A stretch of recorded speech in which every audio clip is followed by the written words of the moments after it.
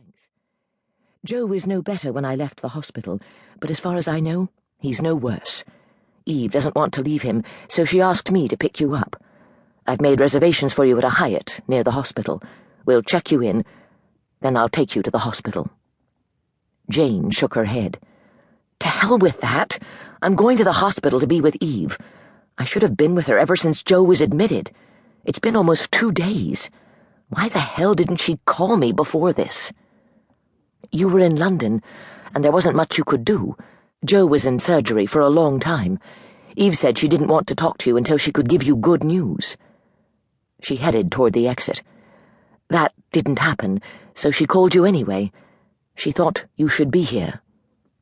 Jane nodded jerkily. That's what she said. She was so upset that she didn't realize how that sounded. I felt like I was flying to a deathbed. She took her suitcase from Catherine. She didn't even tell me what happened with Joe, only about his wound. A knife thrust to the back that did serious organ damage. Her lips tightened. A knife? Whose knife? I don't want to stress Eve out by asking questions. That means you're on the hot seat, Catherine. I want to know everything before I walk into that hospital. Catherine nodded. I thought that would be my job. She stopped before a silver Toyota. Get in. I'll fill you in while I drive you to the hospital. She slipped into the driver's seat. But I'm going to go through a drive-through McDonald's and get you a cup of coffee. You think I'll need the caffeine to get through this? Catherine gave her an appraising glance as she started the car. I think you're probably a cool customer, but you love Eve and Joe. They raised you from the time you were 10. You have a right to be upset and need a little bolstering. She pulled out of the airport parking lot. And if you don't, I do. You're going to be pissed at me. Am I? Jane stiffened. Why? I'm partly the reason Joe was hurt. Then yes, I'll be pissed at you. I'll want to break your neck. Is Eve angry with you? No. She says no one could have stopped Joe. Jane slowly nodded. She's right. No one could ever stop Joe from doing what he wanted to do. I knew that the first time I saw him, but it relieved me. I knew if Joe ever became my friend, it wouldn't be because Eve wanted him to do it. It would be because he wanted it himself. That was important to me. I was a 10-year-old Eve had picked up from the streets because we'd known the moment we'd come together that it was right we stay together. But Joe was a big part of her life even then. I didn't want to have to walk away. And you didn't have to do it, Catherine said. You became a family. She smiled faintly. A very strange family.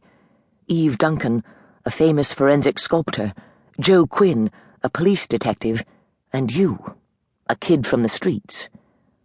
We learned to mesh, Jane said. Eve was no problem. Joe was slower. But we both loved Eve, so we worked at it. She smiled. And then as we got to know each other, it wasn't work any longer. Funny how love makes everything easier. Yeah, funny. Catherine pulled into the McDonald's drive-thru. Do you want anything besides coffee? No. Black? Yes. She studied Catherine as she gave the coffee order. How much love had Catherine had in her life, she wondered. Eve had told her she'd been a street kid like Jane, but had grown up in Hong Kong. She'd married a much older man, then been widowed. She'd come into Eve's life when she'd asked Eve to help her find her son, who had been kidnapped by a Russian criminal wanting revenge on Catherine. Eve had helped her rescue him, and they had become close friends. There was no doubt in Eve's mind that Catherine adored her son, Luke. But Jane had gotten the impression that, other than Luke, Catherine's life had been her job as a CIA agent. You're looking at me as if you're trying to take me apart. Catherine's look was quizzical as she handed Jane her coffee. Is it your artist's eye, or are you taking aim? Maybe a little of both. Jane met her gaze. I admit the first thing I thought when I saw you was that I'd like to paint you, but you'll definitely be on my list for extermination if you had anything to do with Joe lying in that hospital. Tell me what happened to him. She looked away.